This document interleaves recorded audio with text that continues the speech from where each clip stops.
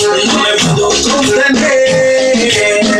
Mami, ¿qué me estás haciendo? Yo no te estoy mintiendo. Hay un detalle que a mí se me cabe de tu cuerpo. Y cuando te pones a hablar, mi mente está imaginándome el momento, el lugar. Perdóname si te molesto o si te sueno muy directo.